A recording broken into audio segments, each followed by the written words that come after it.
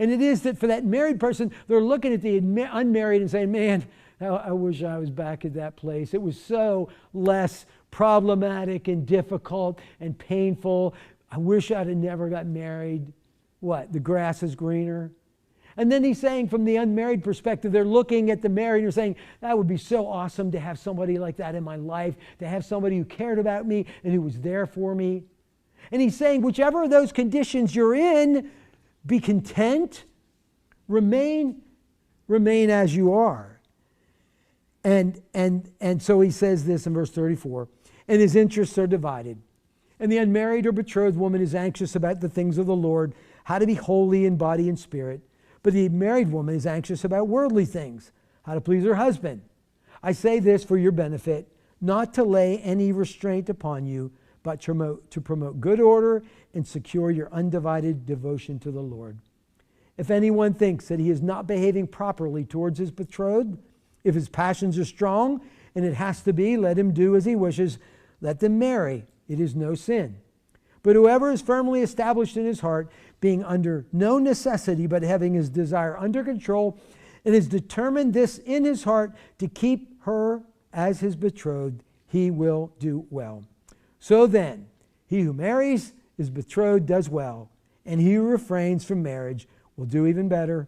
A wife is bound to her husband as long as he lives, but if her husband dies, she is free to be married to whom she wishes, only in the Lord. Yet in my judgment, she is happier if she remains as she is, and I think that I too have the Spirit of God. And so as he considers this, as Paul's writing this letter to people who now are following Jesus and are not exactly sure what that's going to look like. Do I have to change all these things in my life? Should I'm married to someone who doesn't believe in Jesus? Should I divorce him? I'm involved in worship that I'm not sure I'm in agreement with the practices. I don't really care for the practices. I'm living in a culture where there's just awful things going around me. Do I just accept that? Do I get on the front lines and battle against that? What am I supposed to do about that? And so behind all of this is this human tendency. And it is to always see what is on the other side of the fence is better than what is on my side of the fence. That I'm looking at the unmarried and thinking, boy, they are so fortunate. I'm looking at somebody who's in a practicing religiously in a way that is more appealing to me, that I was in that place. And so we have this perspective, and Chuck Swindoll said it this way. He said, quit hungering for the grass on the other side of the fence. Stay in your pasture and feed on the many benefits God has for you there. And so what's he saying? He's saying, remain as you are. Stay in that place. Now we're going to see that there are times where we can't remain as we are. But generally speaking, we need to stay in our current situation, and we'll look at the reason for that. And so we begin with this. We remain in our current condition as long as that condition is not sinful. Okay? When he says remain as you are, he's not talking about sin. And so if you are living in sin in some way today, whatever that looks like, if you've got a struggle with a particular sin in your life, you know, alcohol, drugs, an immoral relationship, whatever it is, he is not saying remain as you are, because he's saying, he puts this under the pretext of living in obedience to God, to living in holiness. And so, to you today, if there is sin in your life, God is not telling you to remain as you are. God wants you delivered from that sin. He wants you to walk away from that. And so we may remain in our current condition as long as that condition is not sinful. I think the greatest picture of this comes in John chapter 8. Now, there are texts that everyone in the church who's been in the church for any kind of time are familiar with. If I would say John 3:16, probably every one of you would be able to say, for God so loved the world that he gave his only begotten son, right? Everyone knows that. And as we move down and we get deeper in our relationship with God, there's other texts that we become familiar with. And I think the one here in John chapter 8 is one that a lot of people are familiar with. And the reason they are familiar with is that we kind of like this story. We kind of like the way Jesus handles this. And in John chapter 8 is the story of the woman that's caught in adultery. And the religious leaders have her lined up, they are lined up, and they're ready to stone her. They're ready to kill her because she has been caught in adultery. This isn't like she hasn't been framed. This isn't a bogus charge. She was caught in adultery. So she's a sinner. She was caught in sin. And so here's how Jesus addresses it. Jesus stood up and said to her, "Woman, where are they?" Because all of those who were condemning her when Jesus came on the scene and challenged them, they left, they walked away. And so Jesus asks her, "Woman, where are they? Has no one condemned you?" She said, "No one, Lord." And Jesus said, "Neither do I condemn you. Go, and from now on, sin no more." And so in this condition that she is a woman caught in adultery. God is not saying to her, remain as you are. God does not say, stay in that place, fight it out. He's saying, go and sin no more. Now, if that is you today, if you are struggling in the middle, and maybe struggle is even the wrong word, maybe you're just totally immersed, maybe you have totally given in to that sin and temptation in your life, what God is saying to you today is this: go and sin no more. Knock it off, stop it, walk away from it. I think that's so important that we lay that down before we get into the things that we are to remain in. We need to make sure we understand what we are not to remain in, and that is sin. Do not remain in the sin that we find ourselves today. And so Jesus then comes in and he's going to address three things. He's going to talk about the church, he's going to talk about the culture, and he's going to talk about our relationships. And where we find ourselves in that today. And so as we find ourselves in this place that is the church, or we find ourselves in this place that is the culture, or we find ourselves that is this place that is our relationship with other people, what do? Do I stay here? Do I stick it out?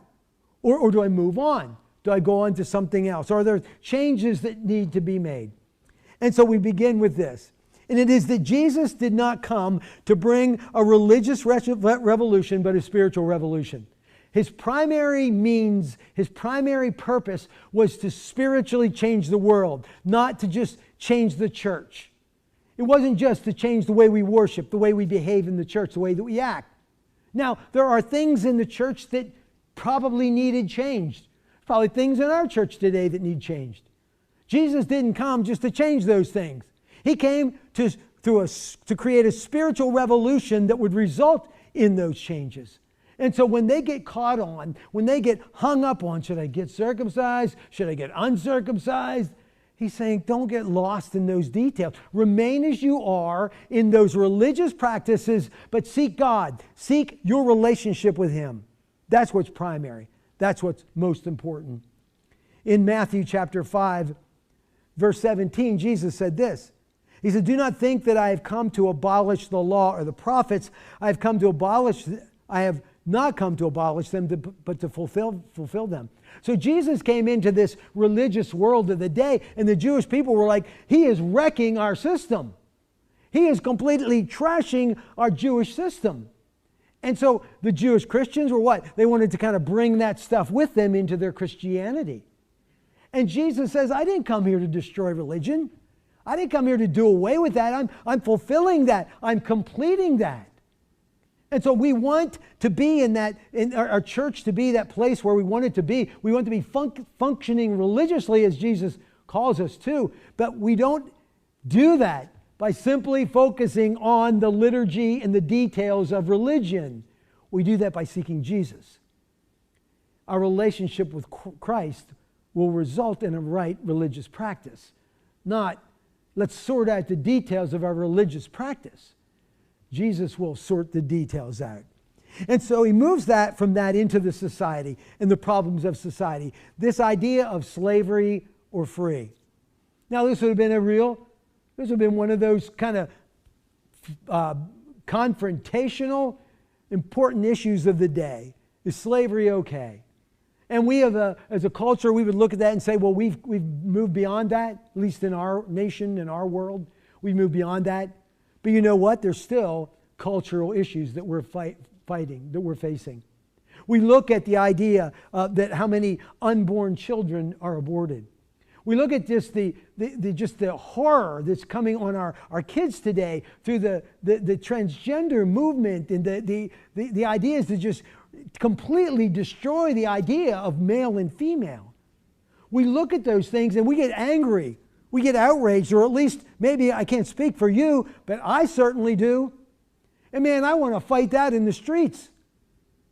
I want to go toe to toe with someone who's behaving in that way or trying to push that on my kids and my grandkids.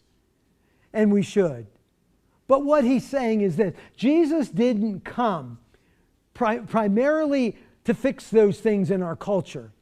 He didn't come just to fix the culture. He didn't come just to sort things out that we would behave in a society as we should. He came for a spiritual purpose. And so Jesus did not come to bring a societal revolution, but a spiritual revolution. You know, when the Christians or the Jews of Jesus' day were waiting on him, they were expecting him. They were expecting a Messiah. And you know what they were expecting? They're expecting a king.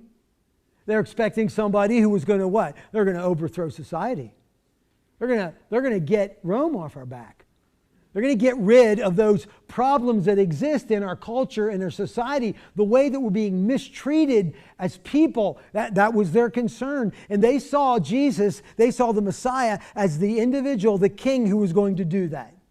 And so we have this interesting account in John chapter 18 where Pilate, obviously a bit of a trial here with Jesus before he heads to the cross.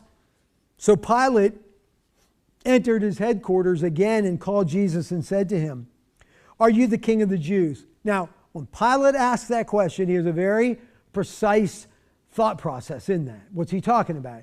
He's talking about an earthly king. Are you the king of the Jews?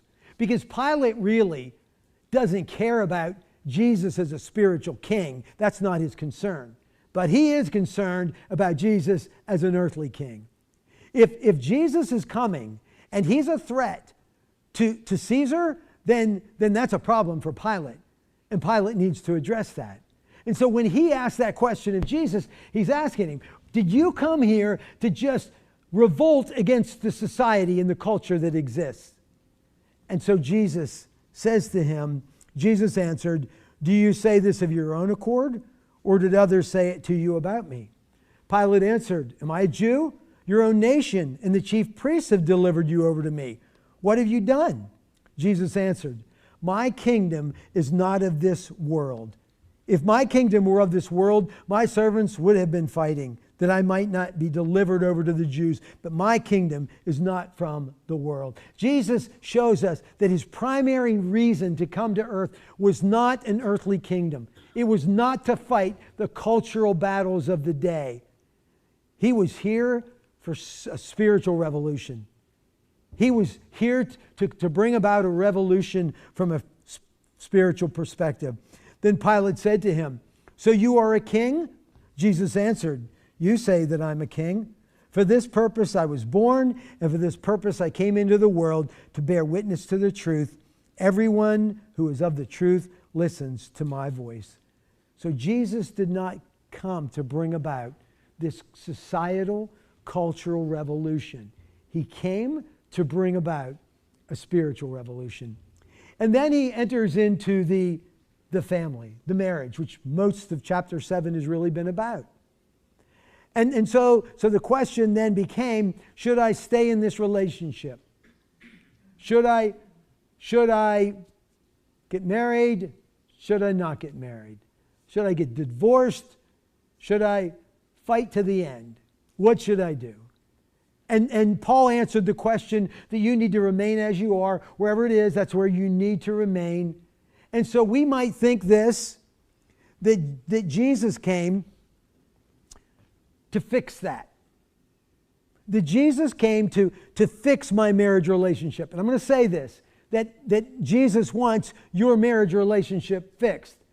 But I need to preface it with this. That's not the primary reason that he came. He didn't come just to fix your marriage relationship. But when it comes to our relationships and our relationship problems, we have this tendency to, again, fight it in the streets, to battle it on our own.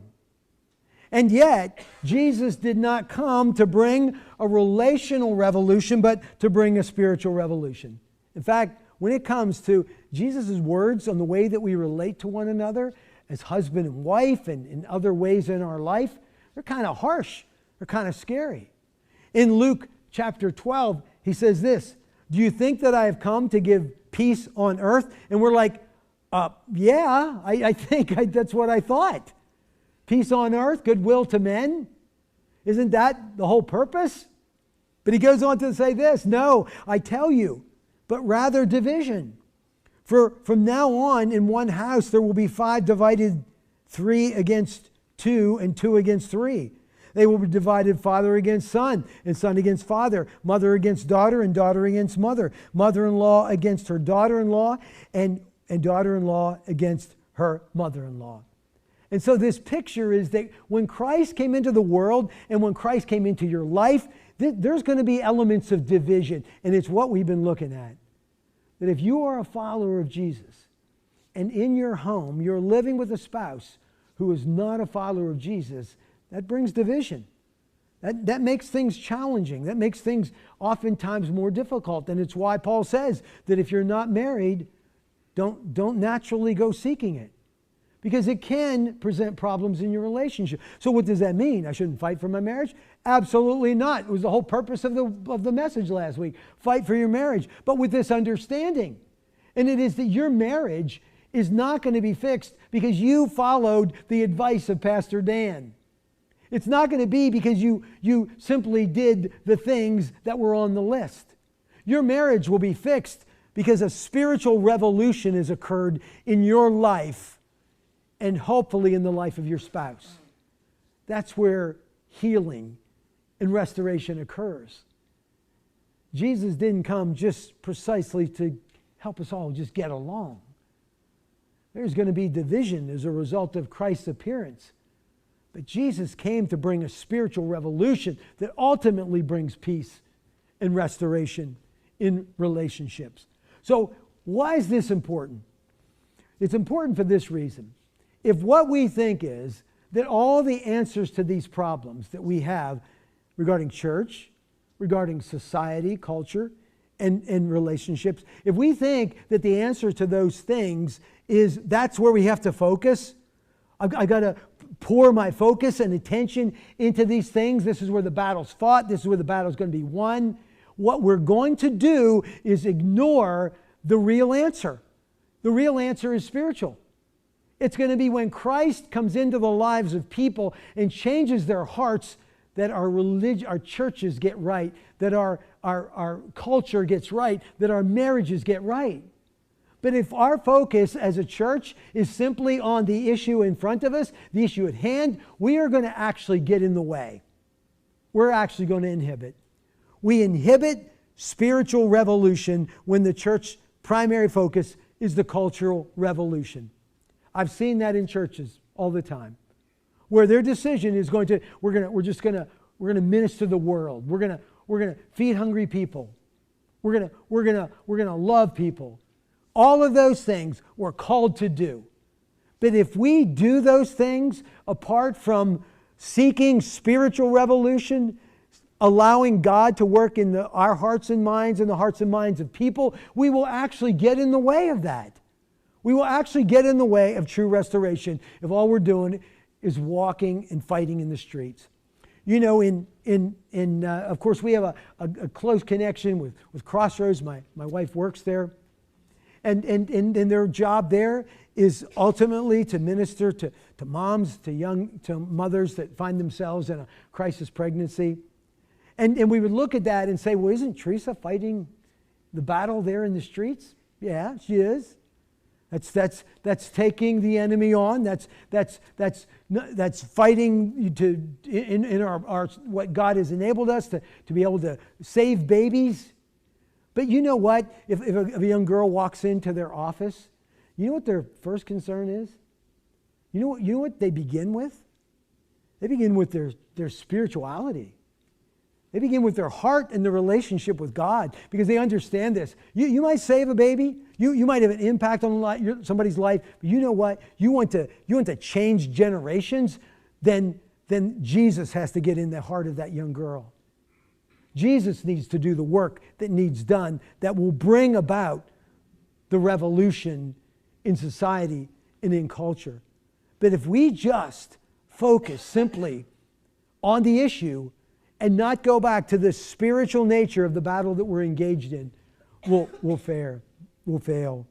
We inhibit spiritual revolution when our primary focus is the cultural revolution. So then why does he say this? Why does Paul say it would be better that you remain as you are? Why does he want me to stay in a job that, man, I dislike? Not speaking for myself there. Why does he say that even though I'm in this place and I'm not happy, I'm in a marriage that I don't like, that I should remain there? Why is he saying those things? And the reason is this. When you, as a Christian, remain as you are, you reach deep into all facets of society. I want you to think about this. What if all of us, as Christians, the moment that we became Christians, we're like, you know what, I can't have anything to do with any of the people that I work with. You know, I'm a teacher. Got many teachers in our congregation.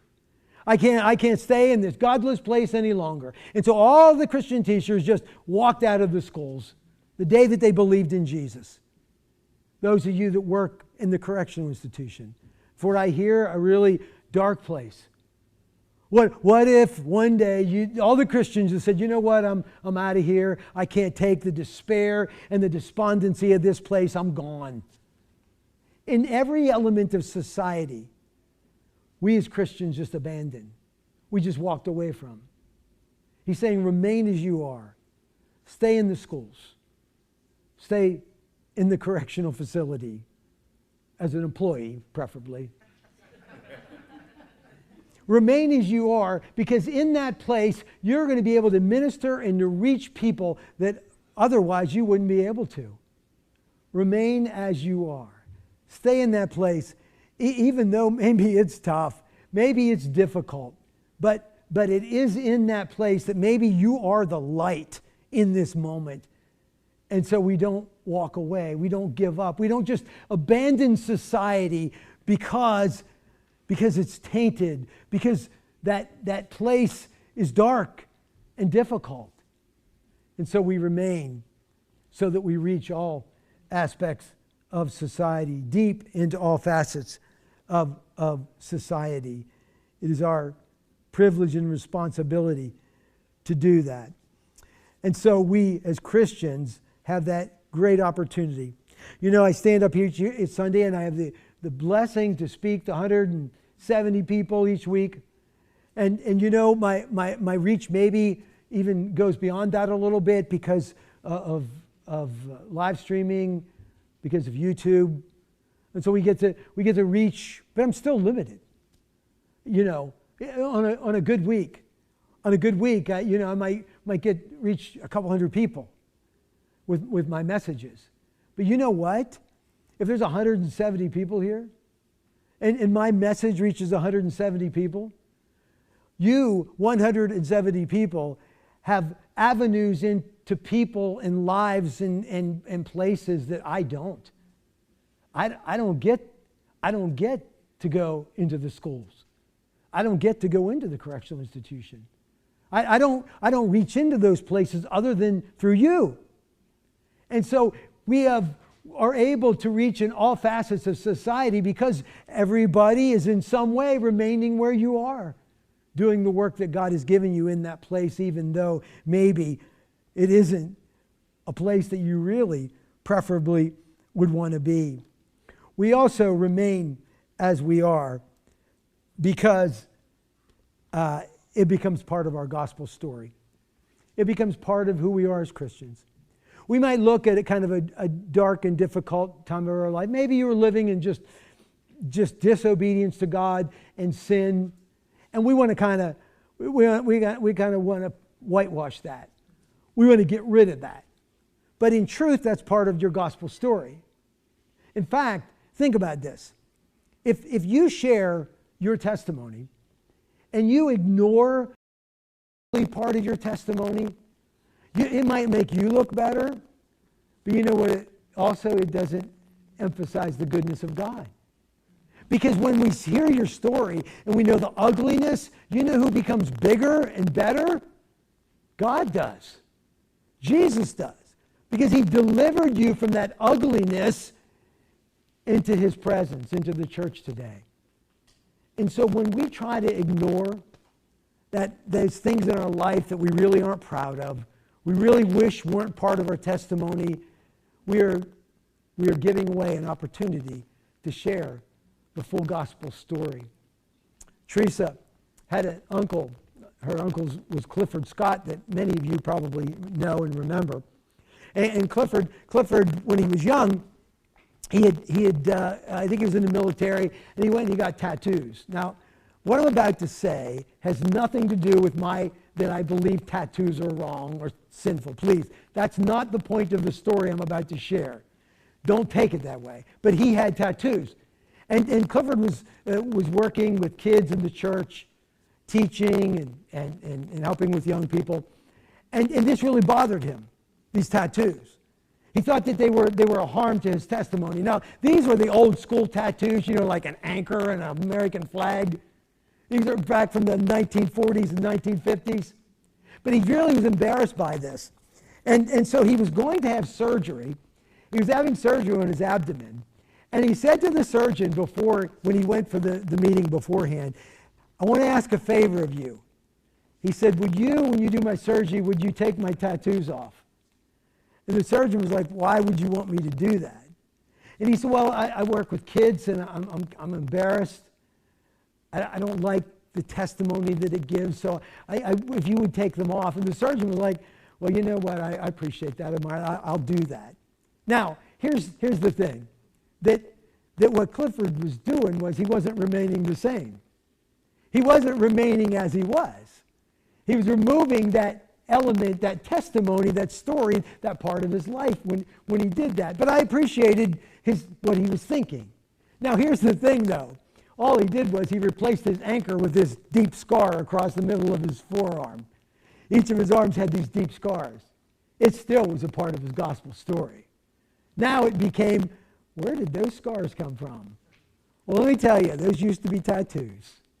I didn't feel right about those tattoos. But understand this. That story is not to encourage you, if you have a tattoo, to have it surgically removed. That story is to tell you that the scars, the tattoos, the problems, the difficulties, all the garbage and luggage, baggage you've carried with you in your life, is part of your gospel story. That's speaks of the goodness of God and the bigness of God.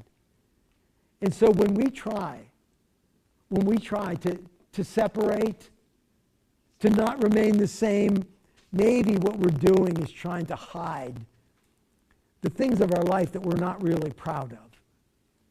But maybe the things of our life that really display the goodness, the greatness, the love of God. And so we remain the same in order that gospel story can be clear and known. And so we get to the end of this. And you might ask this question, you mean I'm not supposed to protest in the street? I shouldn't go on the March for Life? All these issues, I'm not supposed to do that? No, you can do that. In fact, we should be doing that.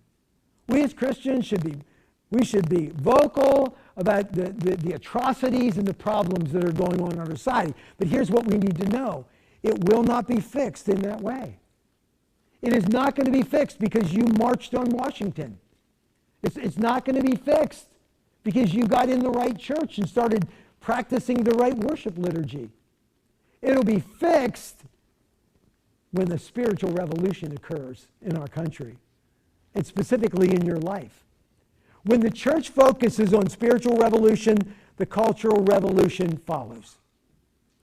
Our society will be changed as a result of a spiritual revolution. For that reason, we preach the gospel. we continue to make Jesus known, that people are saved, that people will come to Christ. And when people are saved, when people are come to Christ, then those problems in culture, those problems in society will be answered. You know, if you look at the history of the slave trade, we look at if you know the history, really, the success of it didn't originate in the Civil War. The success in battling against the slave trade was in England. And you know where it originated? It originated in the church. It was William Wilberforce. It was a clergyman and member of parliament who began the fight. But understanding this, that it was going to require a spiritual revolution to address that cultural problem. And that's what happened. And so whatever problem is we look at in the world today, we battle it, we fight against it, but understand this, that until people come to the saving knowledge of Jesus Christ, we're just going to be fighting. We might have some little wins. We might advance some causes because we got the right person elected. But in truth, until Jesus is brought in as the answer, we'll continue that fight. We'll continue to battle. And so today, wherever it is that you're battling, whether it's in your marriage, whether it is in some cultural issue, whether it's in a religious issue, the answer is Jesus. You get yourself